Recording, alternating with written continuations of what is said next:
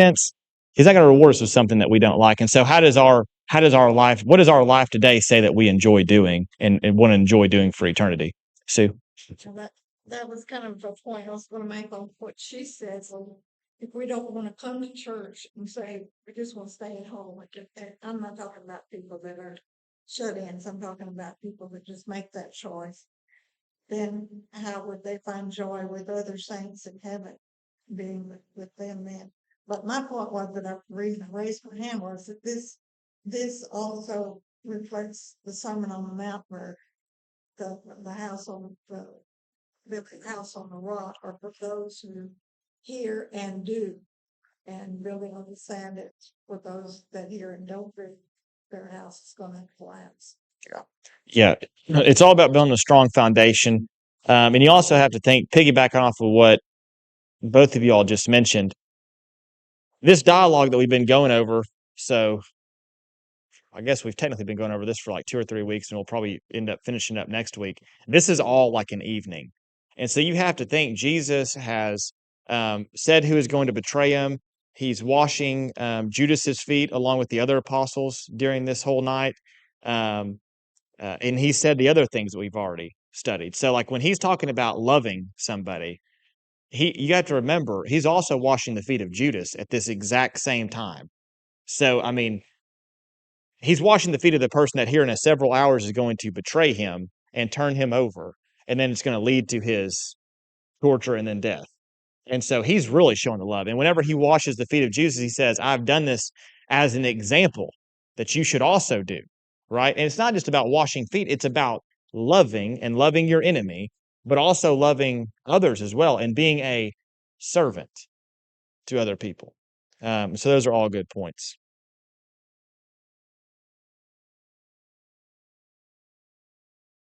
All right. Any other thoughts or questions?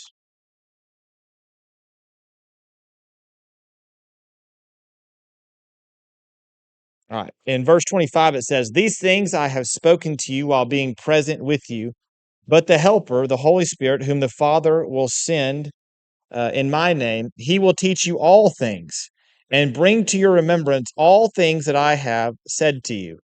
Now, I don't know about anybody else here, but is it hard to remember everything you've studied in the Bible? Everything that you've studied in a Bible study or heard in a sermon or went to a lectureship and heard? It's a little hard to remember, isn't it? And think about this. We have this all written down that we can read every night for as much time as we want. We could read it all day if we wanted to. Um, these folks did not have that. And these apostles are literally taking in this information at just a breakneck speed. I mean, the amount of stuff that happens in the final week that they are taking in right now, it's no wonder they fell asleep in the garden. They had to be so exhausted from everything that they had just taken in and all the emotions that have gone into this and everything that's just all these things are happening. You know, we could spend months talking about this final week of the life of Christ, and it's happening in just a couple days. Sue? It's part of the special gifts of the Holy Spirit for the apostles, that things would be brought to their mind that we here in this room won't have happened to us this way like it did to them. Yeah, so this is mentioning when it's going to come full circle there at the beginning of Acts, whenever the Holy Spirit descends upon them, and that's when everything it's like the light bulb kind of goes off, and they're like, "Now I remember all of these things that have taken place. Now I remember Him saying that. Now and then they can start to jot stuff down or continue on teaching. They have more of a remembrance of things. Did you have something, Mark? Well, yes, Jesus got his words that he spoke from the Father. Okay, so this is the same kind of thing for them because they can't go to a scroll like they normally would do to check something out because all of this is, as you have said, not been written down. And they've had 3.5 years of schooling and they aren't going to remember it all. So God is using his counselor to get that done.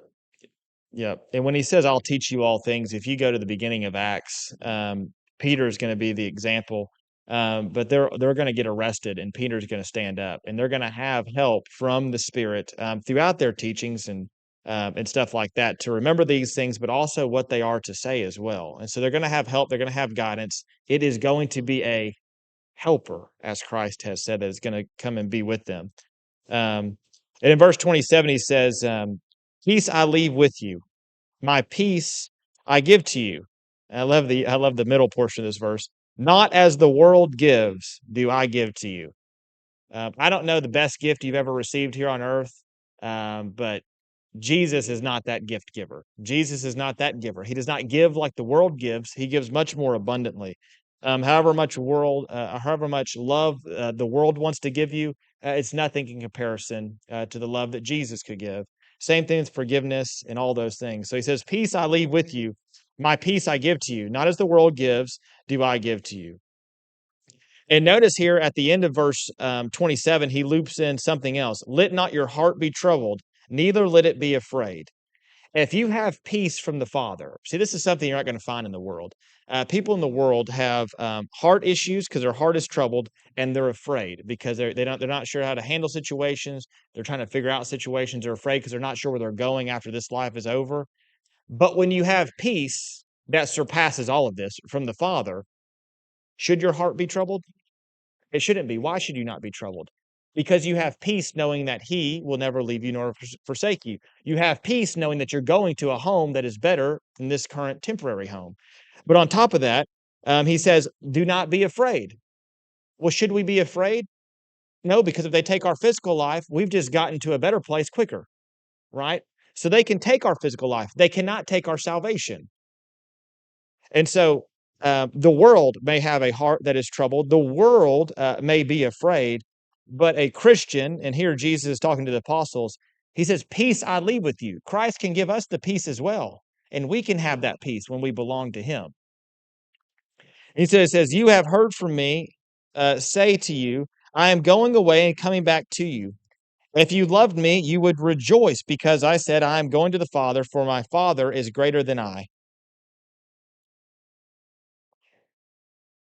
It kind of goes back to Peter because Peter at this point, and he is going to later on, no one's taking my Jesus. Peter is just like that strong-willed guy that's like, I'm going to take someone out before they come and take Jesus. It's not happening. Peter's always the first one to stand up. So he says, you have heard me say that I'm going away. And he said this numerous times. He says, I'm going away and I'm going to the Father. And he says, if you loved me, you would rejoice because I said, I am going to the Father. For my Father is greater than I. You would rejoice because I'm going down. There's two different reasons why they could rejoice that they're not going to be aware of just yet. Him going back to the Father brings us what? Because he lives, we can live.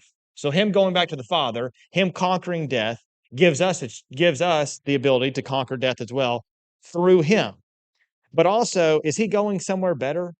He's going back to a place of perfection that he left to come for us. And so when I read this verse, it's one of those verses that I think I have to remind myself whenever a brother or sister unfortunately leaves this world. It is so hard to find rejoicing when it's someone close to you that passes away and leaves because you miss them and you grieve them so much. But man, there's so much better place. I've mentioned this before. I don't know if I've said it in the Life of Christ class, but one of the last words that my grandmother said before she passed was, I'm ready to go home, as I was finishing the end of Psalm 23. And I said, absolutely. You go, absolutely. I ain't going to hold you back from it a bit. And boy, does it hurt that she's not here. Boy, does it hurt that other loved ones are not here. But man, I wouldn't want to keep them from eternity with Father for anything. And I can't wait to be there whenever we get to enter that in. I cannot wait for that. And so it should bring us rejoicing that they are one step closer to it. And we want to make sure that we are there with them to rejoice it. Verse 29, and now I've told you before it comes that when it does come to pass, you may believe.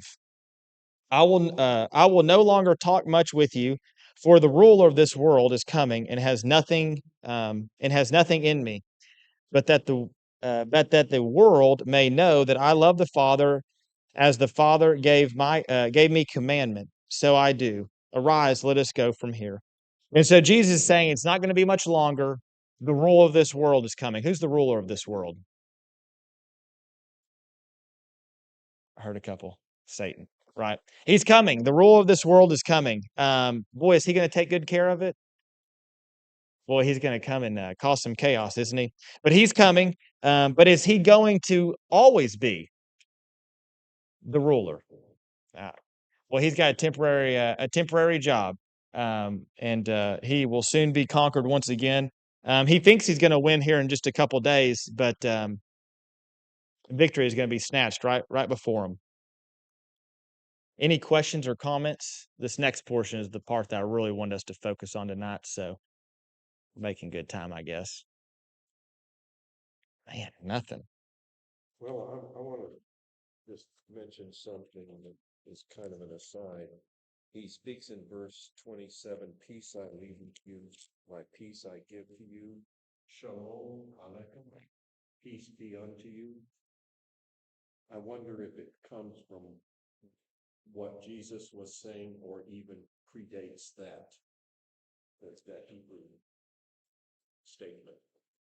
Are you talking about here whenever he says, peace I leave with you? Well, I'm saying, where does Shalom Aleichem, is it related to what Jesus said, or does it even predate Jesus?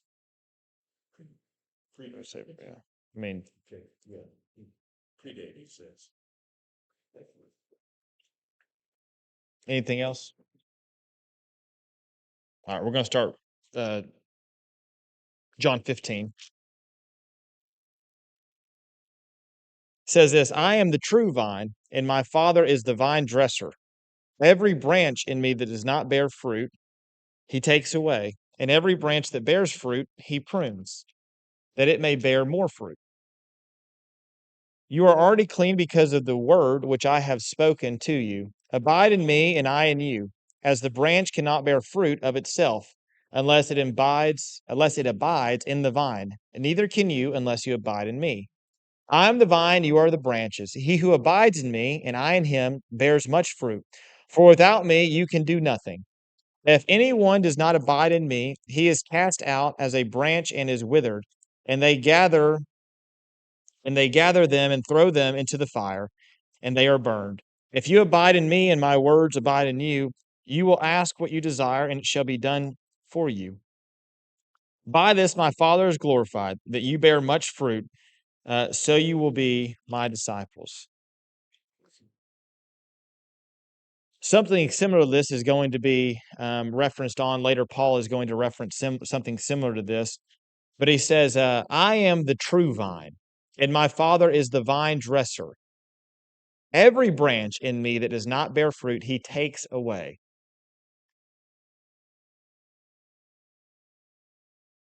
We've talked about this before, but being fruit inspectors, being able to see the fruit.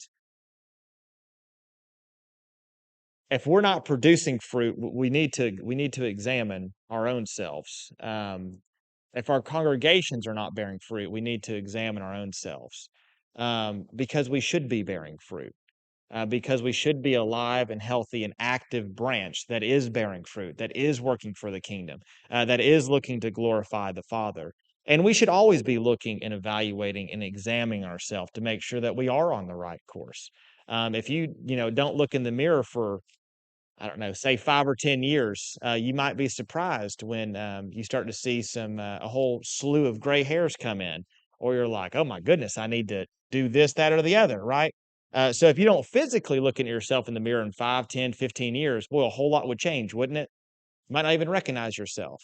Well, same thing spiritually. We need to be looking ourselves as well. But here he's saying, I am the true vine. And in verse 2, he says, every branch in me that does not bear fruit, he takes away. And every branch that bears fruit, he prunes. What is the fruit? It would be the fruit of the Spirit. But, I mean, it'd also be the things that we're bearing in our life. So following along with the things that he commands, that constitutes fruit. Well, that and the fruit that we're going to be bearing in our life, because we're going to be abiding, we're going to be giving off the fruits of the Spirit, but we're also going to be helping to make other disciples, being a light, Right. following his commandments. I mean, if you're following his commandments, you're going to be bearing the fruit as well. It's going to be a byproduct of it. Does that make sense? Especially the fruits of the spirit. Yeah. Yes. So why would he prune good branches that are bearing fruit? Why would anyone prune a healthy tree or a healthy branch? So that it can bear more. Sometimes we wonder, why am I going through this difficult time? Why am I going through this struggle? Am I not following after Christ enough? Why are these things happening to me? Why is there trials? Why are people persecuting me? Sometimes we also have to have a little bit of pruning to take place so that we can bear more fruit. Sometimes there has to be pruning in our life where we have to come to the realization that things in our life need to be taken away as well, and less of this and more of Christ. And I think it's probably been a couple months ago. If you want to go back and listen to it, but I did a sermon on, I think it was called Seven Withholdings, but 7 different things that we would try to withhold from Christ. And sometimes it could be our time that needs to be pruned off so that we can bear more fruit. Sometimes it could be our prayer life. Sometimes it could be a whole slew of things. It could be a friend group. It could be a whole bunch of different things that we're still clinging to, that we're wanting to uh, not cast away just yet. And sometimes those things in our life have to be pruned away so that we can make more time for God, so that we can bear more fruit and grow closer to Him. And so sometimes things in our life are going to get pruned away, and that should be a good thing. If you've ever pruned any kind of plant or any kind of bush, what happens after you prune it? A whole new flourish of new growth happens. Now you have more branches, and now there's more greenery, and now there's more fruit bearing from that. The same thing in our life. Was it okay, Kathy? Okay, I couldn't remember who raised her hand. We gotta remember about free. People really struggle with being free. And I mean, we're saying free to spirit free. So let's get real. It's not all free. And we think it is. I mean, let's go back to King Saul. Why did he lose God? Why did he lose the Spirit of God? Because he was taking credit for it. Right? And so when we let God work through us, which he did, and all of the people he worked through, it was his power. He was doing the work. They just allowed him to do the work by opening up their hearts to him and trusting him and doing what he asked them to do. So they did not take credit. And I'm not saying we don't do it. I'm saying we participate in doing his work that he gives us the power to do in our lives. We don't. I keep saying I'm nothing without God. Nothing. It's verse 5 of John 15. I am the vine, you are the branches. And this is the key here because we have to remember this. He is the potter, we are the clay, right? He says, I am the vine, you are the branches. He who abides in me, I in him, bears much fruit. For what? For without me, you can do nothing. Okay? Man, I can't do nothing without Christ. All things are also what? Possible through Christ. Now, when I say all things, we're talking about his work. Yes, his work. Yeah. But it's his work. Yeah. Yeah. His spirit, his fruit. Yeah. Right. Yeah. When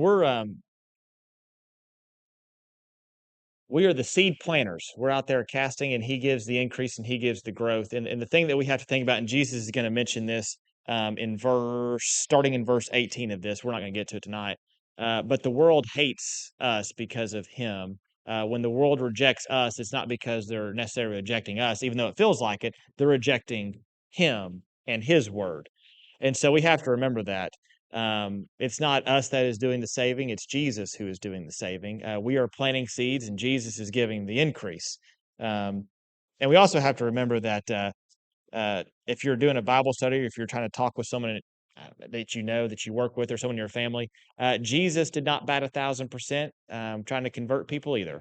In fact, I don't know what the number is. He might have even batted less than 500. I'm not sure. He had a whole slew walk away from him after he gave a hard teaching. A whole bunch of them walked away. And a whole bunch of them at one point were following just because, and Dale preached on this, just because they wanted dinner and a show. They wanted they wanted more food, more miracles, and more things like that. And they were missing the true meaning of what was there. And so they weren't sincere in that. But we have to remember that all things that we are doing, it comes from him. It's his power. It's not us doing it. It's him. And he says in verse 6, if anyone does not abide in me, he is cast out as a branch and is withered, and they're gathered and thrown into the fire, and they are burned. This is not the place that any of us want to be in. This is why we should not only be fruit inspectors inside of our congregations, but also fruit inspectors in our own life, because that is not the outcome that we want. That outcome right there is preventable. And it's preventable because Christ has given us a way to prevent it from happening. Christ has sacrificed. There has been blood that has been poured out for us so that we have a way to prevent the fire that can come at the end. Now, you can have a fire extinguisher in your house, and then you can have a fire break out in your house, and you can decide that you don't want to use the fire extinguisher, and then everything goes up in flames. Or you can use the fire extinguisher and put out the blaze, and you have somewhere to live. So Christ can offer us all these things. He can give us the way to prevent the fire, because the fire was not made for us to start off with. We've said this numerous times in class, but fire, the hell that is going to be at the end time for those that don't follow Christ, it was not made for his creation. It was not made for us here on earth. It was made for Satan and his angels. We are supposed to inherit heaven. Now, are we all going to inherit heaven? There's going to be some folks that want no part of that, right? And they won't follow after Christ. They won't follow his commandments, and they're not going to love him. In fact, they're going to kick and scream, and then they're going to find out that they shouldn't have been kicking and screaming when they realize where they ended up. But it was not made for us. Heaven was made for us. And it says in verse 7, if you abide in me and my words abide in you, you will ask what you desire, and it shall be done for you. By this my Father is glorified, that you bear much fruit, so you will be my disciples. Now he's here talking to the apostles, and they're about to in a way, kind of have the whole weight of the world placed upon them. Now, Christ is going to be there, and there's going to be a helper. But boy, their world is about to change a whole lot here in the next 50 days, and the things that are going to partake after that. It is going to really change for them. But we'll end on the end of verse 8 here. By this my Father is glorified. How is the Father glorified in this verse? That you bear much fruit. How do we glorify the Father today in our life? By bearing much fruit. How were they going to glorify the Father? By bearing much fruit. When you trim the branches, more branches shoot off of that one branch that was just trimmed. So is our life today as a Christian. When that's pruned and we produce more fruit, that leads an opportunity to create a new branch, a new person, because Christ has provided a way for them to be saved. That branch, therefore, can now produce more and can produce more and can produce more, right? Don't ever doubt, don't ever doubt the power of God's word and just the power of just sharing it can do in this world.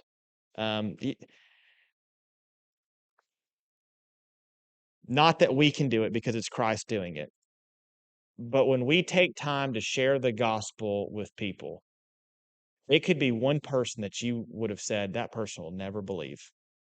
That person's too far gone. They'll never listen to me. That is Saul, who turned into Paul. Do you know how many people, because of Saul's teaching from God, ended up converting because of that?